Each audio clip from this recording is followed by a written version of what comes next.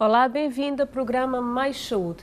Mês de Abril foi um mês de muitas comemorações e 11 de Abril foi um dia que cá passar despercebido. Hoje não tive falar de doenças do movimento em Cabo Verde, um projeto que surgiu que não tive também ali entender de que forma surgiu, quem que é mentores que está por trás desse projeto, portanto tudo o que tem a ver com doenças do movimento. E portanto não tem ali a doutora Antônia Fortes, que é neurologista, e não tem a Leida Tolentino, portanto, para falar-nos, enquanto uma das mentoras, né, do projeto, para falar-nos desse projeto Doenças do Movimento. Muito avisar também, portanto, há pessoas que te assistem-nos que não têm direto e que se quiserem entrar em manos para falar, para tirar dúvidas ou mesmo fazer alguma sugestão, podem entrar através do número 262-2917. Hoje, excepcionalmente, nota com um estúdio diferente, não é? Não tem ali duas pessoas, duas convidadas para falar-nos desse tema específico e, portanto, respeitando, não é, o devido distanciamento, não está ali para falar sobre um tema bastante importante. Se calhar vamos começar para a Leida, que é a mentora do projeto, não é? Para dizer-nos exatamente o que é isso, o projeto, no que é que ele consiste.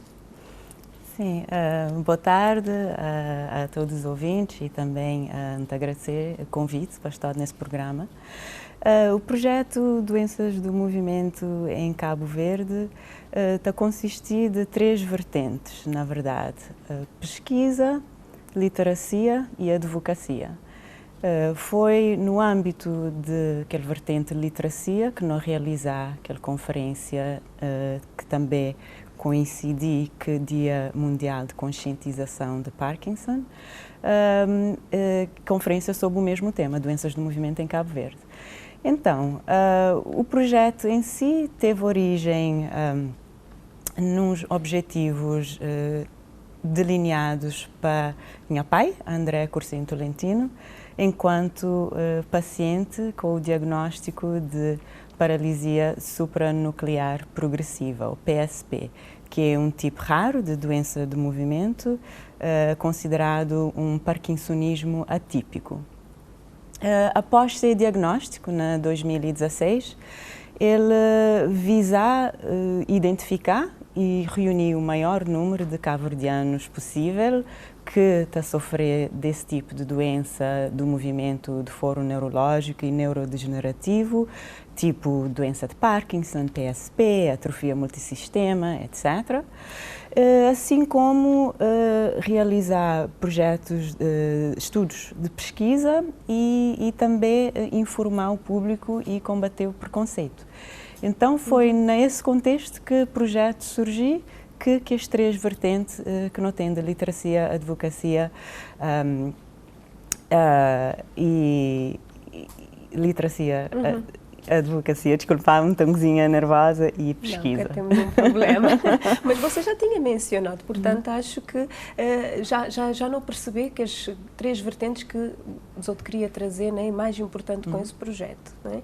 Agora, não está a passar para a doutora Antônia, porque eu não tive falar de um projeto, pessoas tive ouvido-nos falar de um projeto, mas que doenças do movimento é esse, que não tive a referir, né? E principalmente aqueles que não têm na Cabo Verde, ou aqueles que não têm com maior prevalência na Cabo Verde. Boa noite a todos. Boa noite, Denise, pelo convite, Leida Tolentino pelo convite também. É um prazer estar aqui hoje. Doenças de movimento em Cabo Verde, para falar no geral, são múltiplas doenças, desde a doença da Parkinson, que é o mais frequente, e paralisia supranuclear progressiva, a amiotrofia, múltiplos sistemas. Ainda temos a coreia de Huntington, que é uma das patologias também muito frequente em Cabo Verde. As distonias, as coreias Sydenham, que é uma coreia que acomete mais as crianças depois de ser afetados pela angina, não é? E entre outros. Bom, se calhar de tudo que você menciona ali, tinha palavra, né, científica, para não conseguir perceber melhor, se calhar não começar por falar, você dizendo assim, muito de uma forma geral, aquele que mais deixou gente a conhecer ou a falar demais, que é Parkinson. Se calhar só para dar uma ideia, né, do que ele é. A doença de Parkinson é uma doença degenerativa, é lentamente progressiva, que está a cometer área da cabeça, do cérebro. E um daqueles sintomas mais evidentes nessa doença é que a pessoa está a ficar rígido, ela está a perder capacidade de movimentar, ela está a ficar mais lento e ainda tem tendência de desequilibrar, não é? E ele é uma daquelas doenças, segundo estudos que nós fazemos na Agostinho Neto, depois que nós recebemos esse convite da Leida Tolentino, desse projeto, não é? Nós tivemos de levantar uns fichas, então ele é daqueles mais prevalentes das doenças de movimento em Cabo Verde. Não te fala mais ou menos de que percentagem ou que número de casos tem, doutora? Foi levantado 77 casos, desses casos 84% foram de doença de Parkinson, 2,6 foi da PSP, no total de acho que 3 doentes, não é? E Coreia cerca de 5 e que as doenças de Parkinson provável foi mais ou menos uns 5%. Então não é porque ali Parkinson está a prevalecer. Sim, por isso que me quis para você também trazer de uma forma geral o que é Parkinson, né? Para as pessoas poderem entender ao que não te falei o nome, do que é que não te referi, né? Para poder ser mais fácil a compreensão. Agora, você já falou-nos a origem do projeto, a maneira que ele surgiu, quem está por detrás, na verdade, né? Desse projeto. Mas não está a gostar de entender os objetivos. Que objetivos não te pretende alcançar com esse projeto? Os objetivos, o objetivo final, na verdade, é a melhoria de qualidade de vida tanto do paciente como do familiar. E através de que as 3 vertentes do nosso projeto, nós tentar alcançar esse objetivo. Por exemplo, naquela vertente de literacia, nós tentar conscientizar o público e informar sobre o que é doenças do movimento, porque ainda tem falta de conhecimento ali na Cabo Verde. Também criar espaços de debate, que é para não poder esclarecer alguns conceitos, nomeadamente conhecer que os sintomas que antecedeu o diagnóstico da própria doença, sim, que muitas vezes é identificado. E também combater preconceito que infelizmente ainda está bastante presente na nossa sociedade. Portanto, que lá é um dos objetivos. Esse objetivo também é fundamental para aquele outro, segundo, que é a advocacia. Nota visar melhorar a qualidade de vida através de reivindicação de alguns direitos de pacientes, que eles tenham um tratamento adequado e digno, e também para melhorar acesso a alguns serviços, nomeadamente acesso a serviços multidisciplinares, porque talvez é preciso uma abordagem holística, que é para tratar aquele paciente, não é? Então, que ela te requer uma equipa mesmo de terapia física, da fala. Que depois não te vai chegar lá, porque é uma equipa grande. Exatamente. Grande. Exato. Então, não querer advogar para esse tipo de serviço e também, por exemplo, acesso a medicamentos, que é uma outra questão que não podemos falar em grande detalhe, que ainda está a constituir um desafio significativo para pacientes ali na Cabo Verde, acesso à medicação. Portanto, tem aquele segundo objetivo ali e também aquele terceiro objetivo do projeto, para além de literacia e advocacia, é, portanto, fazer estudos de pesquisa. Ali na Cabo Verde tem falta de dados estatísticos sobre aqueles casos ali. Dr. António e sua equipa no Hospital Agostinho Neto estive iniciativa de fazer um estudo retrospectivo que é já apresentar lá na nossa conferência, que é para identificar casos de utentes que foi visto no Hospital Agostinho Neto, mas, na verdade, não está nota basear muitas vezes nas estimativas, que é nota estimar que tem, acho que à volta de 300 pacientes que doenças do movimento tipo Parkinson em geral na Cabo Verde, dada a prevalência global. Então não querer realizar estudos de pesquisa epidemiológicos que é para ter mais dados e que é para não poder apoiar pacientes e familiares que no final que é lá que é o nosso objetivo principal. Sim. Doutora, você que é da área de neurologia, portanto, trabalhar no Hospital Agostinho Neto, né, e que está a fazer o atendimento destes utentes, mas nem que você recebe, né, esse projeto, porque você foi convidada, né, a integrar esse projeto e esse projeto com estes objetivos. Mas nem que foi, né, a integração no projeto e já está a fazer falta algo assim? Pensar nisso? Por acaso, quando fui receber esse convite, primeiro foi um bocadinho assim, tem pouco tempo que tem dados, como lei dados estimativos, né, que não tem. Então, mas nós recebemos esse projeto com braços abertos, porque esse ele leva nós a levantar processos, a ficar mais atentos, não é? E, inclusive, para modo esse projeto teve de contactar outros colegas de ilha para levantar aqueles dados que os doentes que já não está seguido para teleconsulta, não é? Mas, inclusive, na conferência não dá porque alguém na sala, por exemplo, que tinha noção que ele podia recorrer a serviço de neurologia para um diagnóstico e tudo mais, ali na Cabo Verde, ele fazer esse tratamento e diagnóstico foi em Portugal, e ele tinha sérias dificuldades, por exemplo, como obter medicação, mesmo importar alguns materiais que era para ser utente. Então, acho que foi de agradecer à equipe da neurologia, não é? Agradeço imenso essa iniciativa que tiveram, não é? Que acho que eu também ganhar com isso futuramente. E acredito que aqui os utentes e familiares dos utentes mais ainda, né? Portanto, é de louvar. Já agora, você, portanto, para além de estar por detrás, né, na mentora do projeto, você criar também uma forma de divulgar, né, a nível de redes sociais. Você quer falar-nos um bocadinho sobre ele? Aproveitando que não está em direto, né, não quer saber se devem ter chamado ou não, se pessoas devem te chamar para colocar alguma dúvida concreta, mas onde as pessoas podem encontrar e ter acesso a alguma informação? De momento, não tem um grupo na Facebook, que foi criado mesmo na altura de conferência, algumas semanas atrás. Aquele grupo está sob o título Doenças do Movimento em Cabo Verde. Toda gente é bem-vindo naquele espaço, é um espaço onde é que não te avisa a trocar ideias, informação, experiências de pacientes, familiares, cuidadores, profissionais de saúde, para, mais uma vez, não tentar apoiar as partes interessadas. Então, nesse grupo de Facebook é a nossa principal plataforma de divulgação e de acesso à informação nesse momento. E agora uma pergunta mais de forro pessoal, né? Até agora não teve de falar a Leida enquanto mentora de um projeto, né? Mas agora a Leida enquanto filha, né?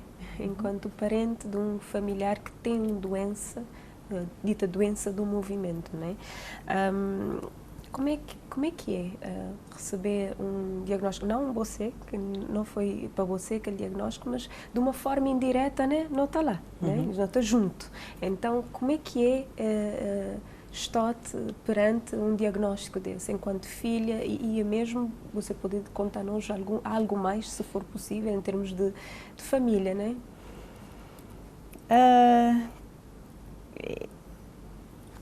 Um membro familiar tão próximo ser diagnosticado com doença crónica neurodegenerativa sem cura desse tipo tem um impacto inestimável na família. Apesar de minha pai continuar a enfrentar essa doença, que grande força interior, graciosidade e humor que está caracterizado, na verdade, é inegável o impacto que isso tem a todos os níveis do núcleo familiar, da vida familiar, a nível físico, psicológico, emocional, social.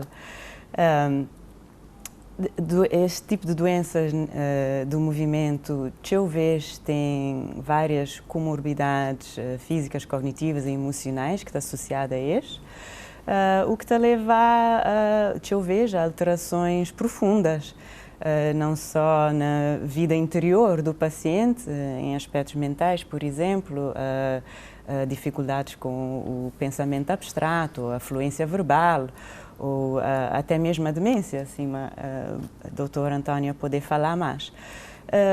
Portanto, tem as alterações mentais, também tem alterações a nível de expressão emocional e, claro, as dificuldades motoras, que é, na verdade, que estes sintomas que não está a focar mais nele, tanto não seja pelo título, doenças do movimento. Claro. Mas aquele rótulo lá, às vezes, acho que é limitador, porque doenças do movimento têm este outro aspecto, cognitivo e emocional. Portanto, as limitações físicas requerir que o paciente tenha assistência na casa, que atividades da vida diária básicas, cima, sentar, levantar, deitar, vestir, tomar banho, ingestão de alimentos, etc. E isso tudo está a caber à família adaptar, que é pelo poder gerir a situação de melhor forma. Para além disso, tem aquele aspecto emocional, que não tem que prestar atenção, porque embora aquele doente seja limitado nos seus movimentos, ele está a continuar com uma vida interior rica, muitas vezes. Então, não tem que nutrir aquele aspecto lá, como familiares, mas isto muitas vezes traduz-se num desgaste para o familiar cuidador. Qual foi o primeiro sinal? Qual foi o primeiro sinal que vos estou a dizer alguma coisa que te direito, alguma coisa te está a passar? Em retrospectiva, agora já não tenho muito mais consciência e noção do que na altura, e por isso que me está a frisar que é importante não informar sobre aqueles sinais que antecedeu o diagnóstico. Muitas vezes pode ser anos ou até décadas, né, antes do diagnóstico em si. Mas no caso concreto, nesse caso concreto, porque depois os restantes sinais ou manifestações clínicas, me está a gostar para a doutora esclarecer-nos, por favor, mas não queria saber nesse caso concreto, qual foi o primeiro sinal que vos vou dizer, não, espera aí, alguma coisa que... Teve alterações no sono, a nível do movimento mesmo, que parecia que era normal, embora os médicos na altura que soube prognosticar o que é que estava para bem. Pronto, eles batem a tentar tratar os sintomas. Alterações no sono e também algumas alterações do movimento, tipo o EAP está arrastado durante a marcha, portanto, algumas alterações na marcha. E também de pensamento abstrato e fluência verbal que não basta a notar no início, antes de não saber exatamente o que é que estava a passar. Bom, doutora, agora me está a passar para você. Portanto, a senhora Leida fala-nos-lhe de alguns sinais que batem a olhar, no caso concreto, né, de ser pai, mas não queria saber de uma forma geral, nessa doença, né? Porque depois você pode contextualizar-nos com relação a que outra doença que você referiu também inicialmente. Concretamente, nessa doença, né, que a Dona Leida fala, qual que é as manifestações clínicas assim mais frequentes? Que as manifestações clínicas mais frequentes, mas que te aparecer anos antes da manifestação da própria doença, um deles é um sono agitado. A pessoa está assim, ou está agitada, ela tem um sono como deve ser. E outra coisa que tem notado que a pessoa está começando a perder anos, uns 10 anos antes ou mais, ela está perde o olfato, ou seja, aquela pessoa está deixar de sentir cheiros, ou ela diminui, ou ela deixar completamente de sentir cheiros. E anos depois, não é? Ela acaba por essas manifestações, inclusive que na PSP a pessoa está a começar com tremor em repouso, não é? Ele é menos intenso que aquele tremor parkinsoniano, ele tem um tremor, ele está começar com rigidez muscular e daí também aquela dificuldade na marcha, principalmente no início da marcha. Ele tem certo desequilíbrio, principalmente porque a pessoa está a ficar rígida, tem tendência de desequilibrar para trás e ainda tem aqueles sintomas, esses são aqueles sintomas motores, não é? Que não está estado mais atento, mas ainda tem aqueles sintomas não motores que muitas vezes, mesmo nós médicos ou mesmo familiares que te referi, ou mesmo o próprio doente que te referi, que ele está não, esse não é da área, não é dessa área ali. E, por exemplo, a obstipação, a pessoa... A prisão do ventre, não é? Sim, sim. E a pessoa está começar a hipersalivar, ou babo, e além disso, muitos estão a dizer, doutor, olha, acho que tem começar a perder consciência. Não é totalmente perder consciência, é muito frequente nas doentes, não é? Ter uma hipotensão ortostática. Na hora de levantar, esta tem aquela hipotensão, então esta acaba por desmaiar. E muitas deles tem um baixa nessas tensões, não é? Sim. Ele acaba por... E muitas vezes pessoas que te entendem que já é um daqueles sintomas também da própria doença, não é? Esta recorrer, por exemplo, a outros profissionais, como cardiologista, dispensando que é uma patologia cardíaca. E a pessoa tem dificuldade na engolir, ela tem dificuldade na falar, mesmo que ela tenha inicialmente esse pensamento organizado, mas que ela conseguir organizar ideias e para expor, não é? O que ela está querendo dizer. Isso está a criar, claro, uma frustração para o próprio doente. Ele pode levar a uma depressão. E muitos doentes, dependendo do estágio da doença, ele pode acabar por desenvolver uma demência nessa doença ali, que é bastante frequente. Agora, uma questão que às vezes as pessoas estão a colocar e que pode, portanto, fazer alguma confusão. Esse PSP, né, que foi falado pela dona Leida, é a mesma coisa que Parkinson? Não. É um tipo ou são coisas... Ele é, dizer, ele é um parkinsonismo, mas atípico. Ele tem umas características de Parkinson, como tremor, mas já te chamamos a atenção que ele é um tremor menos intenso. Ele tem aquela rigidez igual a Parkinson, mas na PSP, o que dá-nos bastante é que a pessoa tem dificuldade na espiar para arriba, para baixo. Isto é perder aquela capacidade de movimentar o olhar, não é?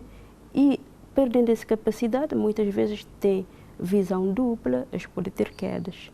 Esse que é aquele mais importante, mas ele não é fácil fazer diagnóstico logo no início. Muitas vezes a gente tem que recorrer, por exemplo, à ajuda de neurooftalmologista, que ainda ali na caverna nunca começar a diferenciar nesta área ali. Não sei, talvez a modo não já está um pouco especialista, mas... Não investir nesta especialidade. Nesta especialidade, subespecialidade. Por exemplo, já não tem oftalmologista, mas, por exemplo, pode ter um oftalmologista que pode fazer uma formação, não é? Ou ficar mais atento, bater aqueles doentes, não é? E aí talvez ele te complemente a nós. Portanto, para fechar, não é, essa parte que não estou a falar, você já fazer essa diferença, já explica muito bem o que é um outro em termos de manifestações, mas o que não tem mais prevalente, pelo que entender, é Parkinson, certo? É Parkinson. Então, o que é que está diferente, então, entre Parkinson e esse PSP que te ajuda, né, de alguma forma, a fazer esse diagnóstico? É mesmo nesse movimento, não é? É só a questão do olhar ou tem mais algum? Do olhar, não é? Oftalmoplegia. É aí que é diferencial o diagnóstico, porque tudo... Okay. E não só. Também no tratamento, pode começar a tratar, por exemplo, pode começar a pensar, esse é um Parkinson, pode começar a tratar, não é? Enquanto Parkinson tem boa resposta à L-Dopa, que é aquele medicamento mais eficaz que está usando nesta doença ali, botou é porque nunca tem boa resposta na PSP. Aí está começando a dizer, não, aí já está começando a nem isso é que é luto, né? Bom, doutora e dona Leida, portanto, nós vamos fazer um breve intervalo, tá bom? Nós vamos continuar a falar daqui a pouco, tá bom? Nós vamos fazer um breve intervalo e até já.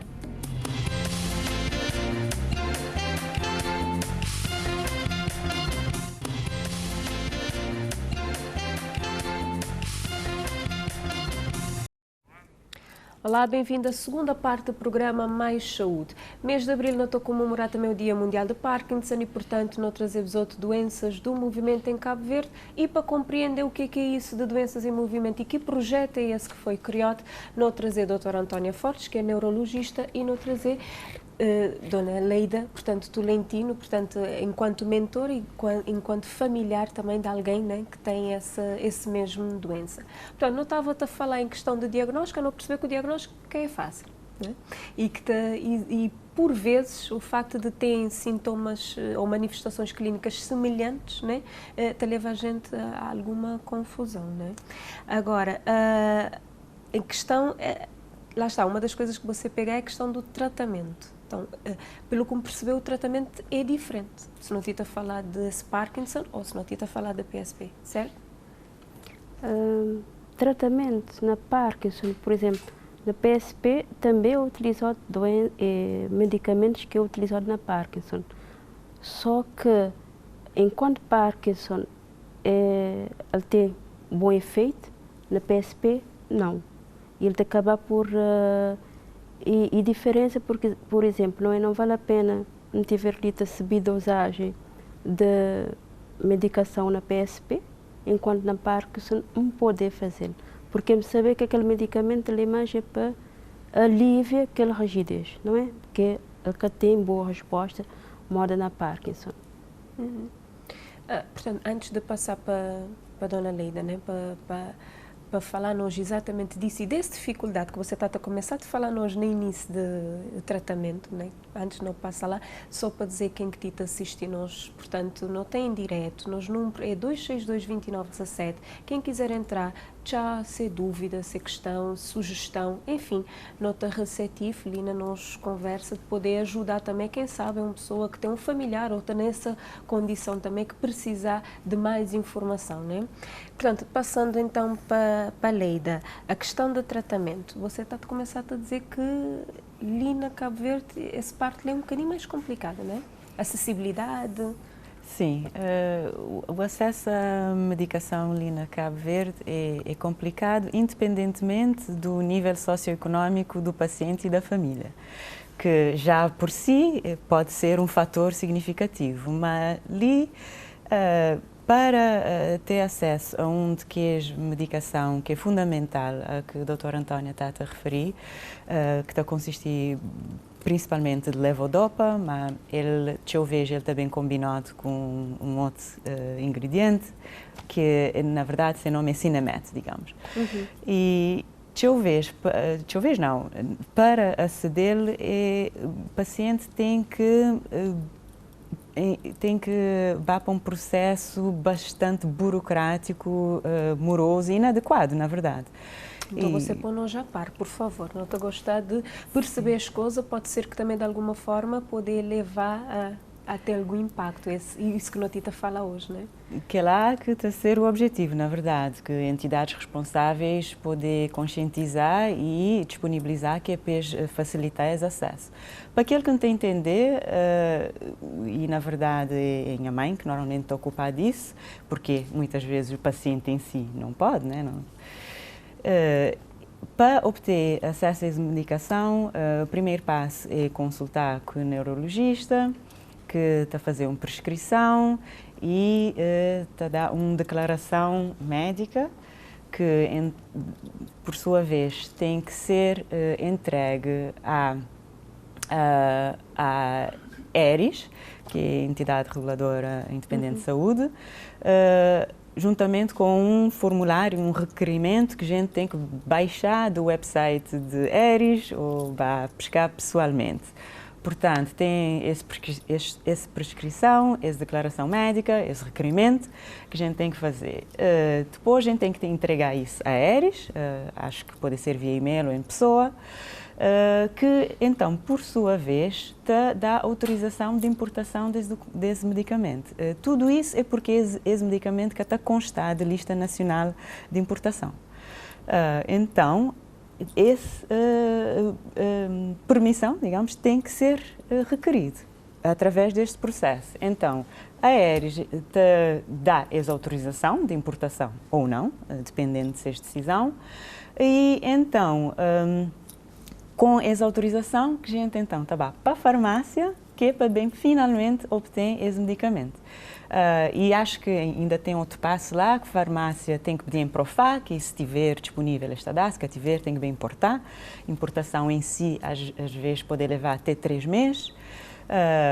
Então, é um processo não só extremamente burocrático, mas moroso e que tem a exigir recursos, né? Recursos de acesso à informação, tempo, energia, que a gente cima não saber, na nossa realidade, nos países que até dispõe. Minha família é afortunada nesse sentido, que não poder fazer isso, mas não é um processo fácil e que tem um motivo aparente pelo qual ele deve ser assim. Então, já que tem possibilidades para não facilitar esse processo. Agora, uma pergunta difícil, né? Entre essa receita, né, que tem que ser passada pela médica, até estes 3 meses, né, que pode ser, quanto tempo é que já a gente perde? Demasiado. E, para além disso, essa importação é temporária. Ele é só para 6 meses. Ou seja, depois de 6 meses, não tem que bem voltar tudo renovar novo. Esse processo. Até o infinito, porque é doenças crónicas. Essa não é uma doença que tem cura. Essa é uma doença que tita bem persistir e que não tita bem conviver com ele para sempre, até o fim. Então, é um processo que podemos melhorar, sem dúvida. Doutora Antônia, você fala-nos de 300 casos, é isso? Inicialmente, você fala-nos de uma forma geral de doenças do movimento em Cabo Verde. Quantas pessoas você diz-nos, mais ou menos, em todo o Cabo Verde? Você relembra-me, por favor. Anotei uma estimativa. Sim.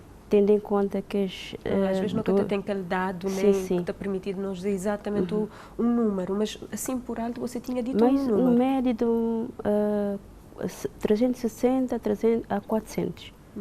Doentes até 60 anos. A partir de 60 anos, a partir de 80, esse número está triplicar. Então não pode ter muito mais. O que é que eu te dizer para você relembrar-me esse número? Estava de encontro ao que a dona Leida dizia. E já nem número de pessoas suficiente para ter outra forma de conduzir esse processo? Por acaso já leu um constrangimento que não tem tido no serviço mesmo, porque nós já só 3 neurologistas. Imagina quanta declaração que nós temos que fazer cada 6 meses para ir responder as pessoas, né? E no tempo certo. E já foi levado essa preocupação a partir do sindicato e Ordem dos Médicos de Cabo Verde a Aeris para facilitar pelo menos o tempo, não é? Em vez de ser 6 meses, por exemplo, se esse doente é crônico, nós sabemos que ele é crônico, para poder prolongar para mais tempo, não é? Essa importação. Enquanto a lista nacional de medicamentos nunca saber o que não pode fazer futuramente, não é? Para não poder introduzir que os outros medicamentos. Para ter disponível, né? Se calhar que ele era o primeiro passo, disponibilizá-lo. Nunca saber se ele é pronto, nunca tem noção se ele é um medicamento demasiado custoso para o nosso sistema, que nunca te poder adquirir, mas se calhar um primeiro passo seria aí. Moda você dizer, burocracia, né? Podia diminuir um bocadinho, mas também se calhar disponibilizá-lo para pessoas poderem ir a qualquer farmácia e comprá-lo. Mas é assim, esse medicamento, a partir do momento que a doente adquirir, não é? Já tem, por exemplo, mesmo se me passar um doente de novo, ter na farmácia, mas ter para, por exemplo, para pai de Leida, que ter para outro doente. Certo. Então, farmácia que pode vender aquele medicamento. E constrangimentos que eu tenho sempre é ruptura de estoque, às vezes, de medicamento, mesmo da Cinemed. E por exemplo, levodopa é sempre combinado com outro medicamento, não é? Tem outros doentes, por exemplo, que toleram a Cinemed, que é carbidopa, mais levodopa. No entanto, não está conseguir adquirir outro medicamento, que é Manopar, não é? Para esse doente. Nós temos que mandar trazer. Nesse período de tempo, não pode perder seu tempo, e quando o doente interromper sem medicação, tudo o que ele tinha ganhado, ele torna perde. Claro. Não é? Então, acho que... Pergunto a você exatamente por isso, porque, pronto, eu tenho conhecimento de pessoas que já ficaram, por exemplo, os 3 meses sem nada. E, entretanto, esse quadro só está a piorar, dia para dia. Né? Porque durante 3 meses, enquanto aquele medicamento que está disponível, aquela pessoa quer poder fazer mais nada. Então, ele, de certa forma, né, ele está a acorrentar qualquer um. Então, por isso que não trazer isto também, para não de alguma forma, com esse projeto e falando sobre isso, tem algum impacto a nível também de estruturas, né, e responsável nesse sentido. Portanto, para além da medicação, maiores dificuldades. Medicação não é que é coisa que mais está a fazer falta nesse momento. Mas, para além disso, qual é que é maiores dificuldades sentido até agora? Também tem necessidade de uma abordagem multidisciplinar no tratamento e até no diagnóstico, se já não é, de pacientes. Para isso, nós temos informação sobre o que é que um diagnóstico deste tipo está a requerir, não só para chegar a um diagnóstico firme, porque, por exemplo, na casa de minha familiar, ele passava para 2 diagnósticos, incluindo Parkinson primeiro, depois de atrofia multissistema, finalmente chegar na PSP, precisamente através de esse diagnóstico diferencial de neurooftalmologista. Então, é preciso informação e também informação não só a diagnóstico, mas a recursos de tratamento. Claro que a medicação é fundamental, mas também tem todo outro aspecto holístico do tratamento do paciente. Nós família, nós é afortunado no sentido que não está dispor de recursos financeiros e de informação que proporciona-nos a habilidade de criar uma equipa precisamente multidisciplinar que é para ajudar-nos a cuidar de minha pai. Ele está consistido de fisioterapeuta, fonoterapeuta, portanto terapeuta da fala, personal trainer, médicos, cuidador, e isso para além de todos nós os familiares à volta. Então, estou a achar que esses recursos e essa abordagem multidisciplinar está a falta. E sim, dizer, acesso à informação, porque está a começar por aí, não é, Vera? Cima um de nós apoiantes dizer para que os ouçam, unam-se, e para que os levem a sério, informem-se, ou seja, unidos somos ouvidos e estando informados somos respeitados.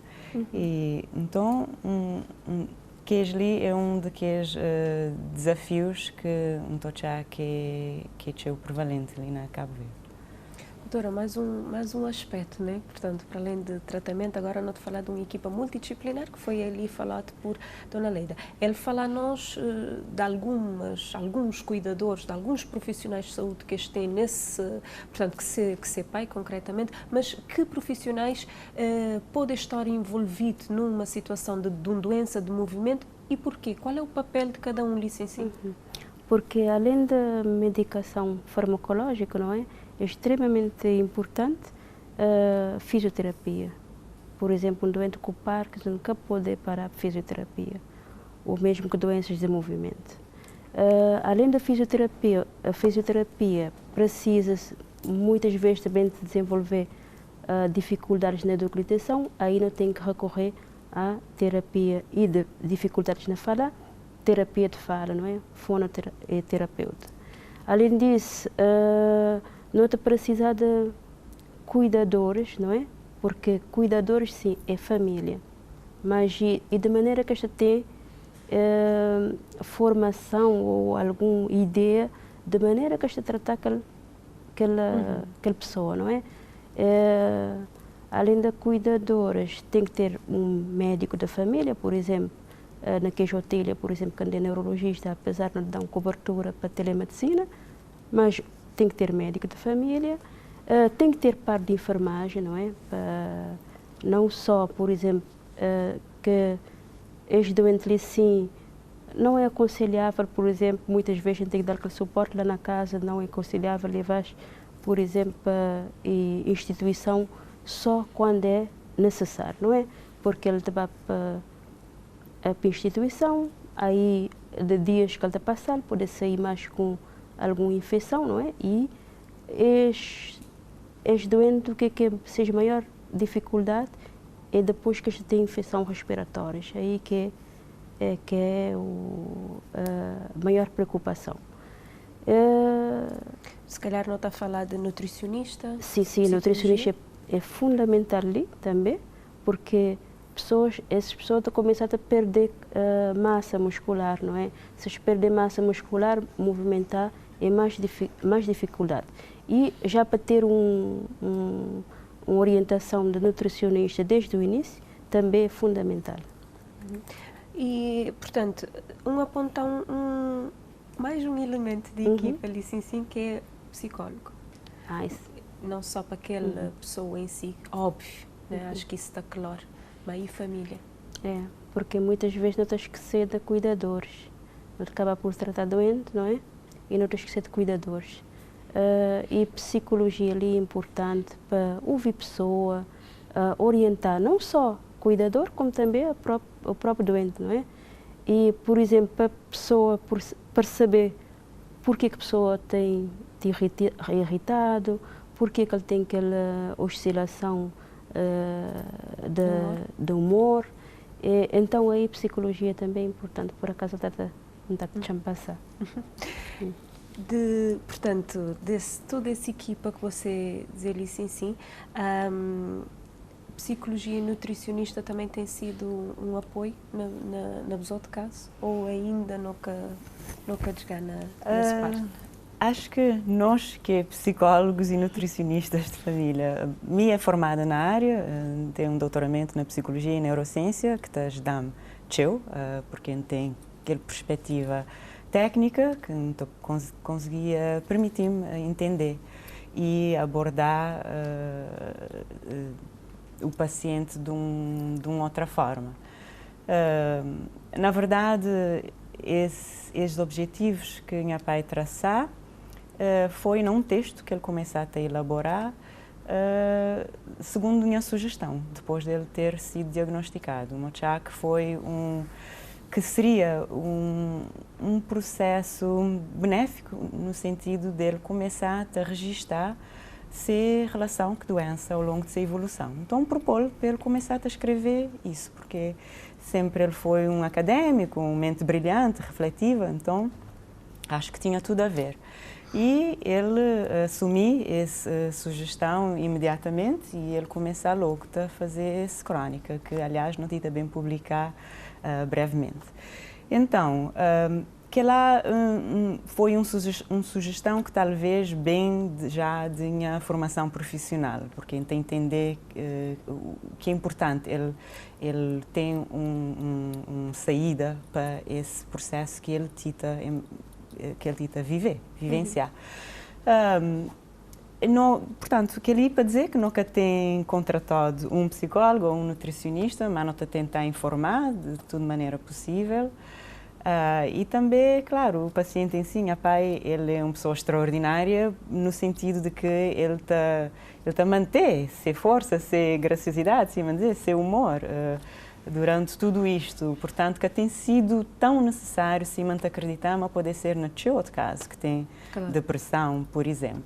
Felizmente, se calhar não também é o suporte familiar, sim, que a tchal de alguma forma, né, abaixo. Sem dúvida, não tem rede de apoio social fenomenal, tanto na família extensa e como numa imensa quantidade de amigos. que lá tem sido fundamental, que é para não só manter manter positividade na paciente, mas também para ajudar que aquele desgaste que familiar em si está a sentir. Portanto, não está a sentir teu apoiado para teu gente, e que lá tem sido fundamental. Bom, notei também de uma realidade, moda a Dona Leida dizer que este tem, portanto, este é uma família grande e este tem condições para suportar isso tudo. Quem cá tem? Como é que fica? Não tem isto disponível, assim, que pessoas que têm um doente com algum desdoença a nível público, a nível no sistema de saúde, tudo é disponível, tudo isto para dar essa assistência a estas pessoas?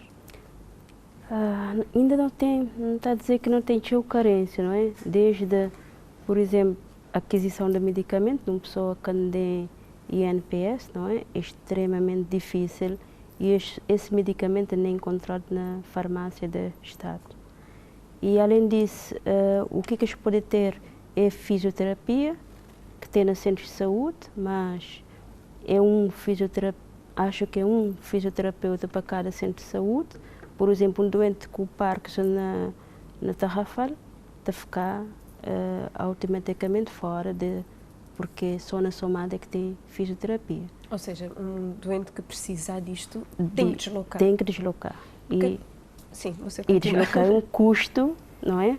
Sim. Para a Somada já é um custo só de transporte e mesmo o caminho, não é, em si, de acabar por desgastar aquele doente. Outras terapias, infelizmente não tem poucos recursos humanos, não é? Fonoterapeuta, por exemplo, não tem só 2 no hospital, no público, no centro de saúde que tem, e mesmo na privada não é como participado com a NPS. Então a pessoa tem que pagar uma consulta para poder conseguir, e não estou de saber porque ela precisa daquele fonoterapeuta por um tempo, não é só uma consulta que te vai resolver. É para o resto de ser vida, não é? É crónico. Mas não tem nutricionista, não tem psicólogo na centro de saúde, ou não? Psicólogos, sim. Psicólogos acho que tem, na cada centro de saúde tem. Não tem nutricionista também, não em todos os centros de saúde, mas temos, não é? Mas limite de falar que é uma pessoa, é um técnico, sim, não é? Sim, sim. É que tem que dar resposta a várias pessoas, e não só pessoas com doenças de movimento, e tem que ter outra patologia, que é outra doença. Portanto, se calhar a questão de fomentar, né? Formação, a necessidade de ter aquela equipa multidisciplinar. Na Agostinho Neto, já no TEL, desde 2013, na âmbito de ter crianças com paralisia cerebral e que as doenças que também muitas deles têm que distúrbio de movimento, não tem uma equipa, não é, que ainda funciona bem, que não tem psicóloga, por exemplo, que não pode ligar, que pode encaminhar, não tem nutricionista. Na Agostinho Neto é sempre disponível, é só fazer uma chamada de avaliar o doente, mesmo durante o internamento. E fonoterapia também, não tem que os 2 fisioterapeutas, fonoterapeutas, não é? É que te dá aquela resposta de doentes internados, e quando eles puder também, este dá-lhe, se for um doente, por exemplo, que não é que tem teu, que precisa mesmo, não pode ligar, e este vai lá. Nesse sentido, mas tem deslocações a domicílio, doutora Antônio. O que é que me querer entender é o seguinte, que estes profissionais que existem e este existir no setor público, a não perceber que sim, ou no hospital, ou no centro de saúde, pode ter que a quantidade que é suficiente para dar resposta, mas tudo bem, mas te existir, não é? Agora, o que me queria saber é, no caso de um utente que tenha uma doença do movimento, que a tita conseguir deslocar, já está num estado, não é? numa fase, que ele está conseguir desgar na besote. Isso, cuidados de desgar na ele? É isso que eu queria perceber. Através do público? Sim. Acho que está difícil, acho que está difícil. Pelo menos, talvez no centro de saúde. Nunca sabemos como é que funciona a delegacia de saúde. Sim, sim. Mas me saber que nos hospitais centrais isso é difícil. Deslocar. Deslocações para domicílio, é isso que me estava a referir. Portanto, esse é mais uma lacuna, né? Para não... No caso concreto, você que te sente isso, porque pessoas te desganam na besote casa, né? Cuidar te desgana besote, mas para que as outras pessoas que estão na mesma condição, né? Na mesma situação, ele é uma coisa a pensar também, acho eu. Né? Claro, é o acesso em geral, é o acesso à medicação, é o acesso a serviços, é o acesso físico a instituições, a edifícios. Por exemplo, o acesso à mesa de voto. Essa foi uma questão que surgia a semana passada, durante as eleições. Maneira que uma pessoa com mobilidade reduzida está a poder aceder à mesa de voto quando ele está dentro de uma sala, depois de uma escada de não sei quantos degraus, não escola pública, nomeadamente Liceu Domingos Ramos. Não tive que reivindicar direitos e até que não consegui uma solução que é para trazer o formulário até ali abaixo, que é para o paciente poder votar. Isso que pode ser, o voto é um direito e cabe às entidades responsáveis garantir esse direito. Portanto, é acesso a todos os níveis. Acessibilidade na tudo, é isso que não queremos. Não te falar de doenças de movimento, não podia só te falar de doença qualquer que te impossibilitar mesmo, né? Agora, para finalizar, que nos programas já chegando a fim, infelizmente ele está bem rápido, né? Uma pequena mensagem, portanto, Dr. António ou Dra. Leida, quem quiser, portanto, deixar uma mensagem para quem pode estar a ouvir falar pela primeira vez desse projeto ou deste tipo de doença. Antes disso, queria mencionar minhas parceiras nesse projeto, que nomeadamente é Grupo Interdisciplinar de Extensão e Pesquisa na UniCV e também Grupo Disciplinar de Psicologia. Portanto, minhas parceiras que estão a representar aqueles dois grupos lá é Deisa Semedo, doutora Deisa Semedo e doutora Janete Moreira. Portanto, te agradeço com participação nesse projeto. Em termos de mensagem, as entidades responsáveis, a dizer que apelar a eles para eles criar condições para que pacientes tenham um tratamento adequado e digno ali na Cabo Verde. Para os familiares e cuidadores, para sugerir para besote ser bondosos, que besote próprio. Essa foi uma sugestão de minha irmã, que enviou essa mensagem, para nunca culpar nos cabeça, para nunca castigar nos cabeça quando nunca tem, por exemplo, informação suficiente ou nunca saber lidar com situação ou outra, para não ser bondosos para conosco próprios. E, finalmente, para o paciente, a dizer que unidos somos ouvidos e informados somos respeitados. Obrigada, Leida, por essa mensagem. Certamente pessoas ouvir, né, essa mensagem que vou deixar ali e Tita pensa, né, quem que está nessa situação, quem tem um familiar nessa situação, certamente te acreditar que te procurar saber um pouco mais, né, estar um pouco mais informado sobre isto tudo, né? Doutora Antónia, também obrigada pela participação mais uma vez ali no programa, para explicar-nos um bocadinho do que é as doenças do movimento e tudo o que é que ele te envolve, né? Obrigada. Quem assiste a nós não falar de doença do movimento e tudo o que é doença do movimento, principalmente Parkinson, que não é ali que é mais prevalente na Cabo Verde, mas nunca podia deixar de falar de outra doença também que envolve um familiar de nosso convidado, que é PSP. Portanto, toda a informação ali passada hoje no sentido de levar a pessoa a perceber melhor como é que é a manifestação clínica, o diagnóstico e principalmente tratamento e principais dificuldades que os doentes e familiares estão a passar perante doenças desse tipo. Até um próximo programa e tenha mais saúde.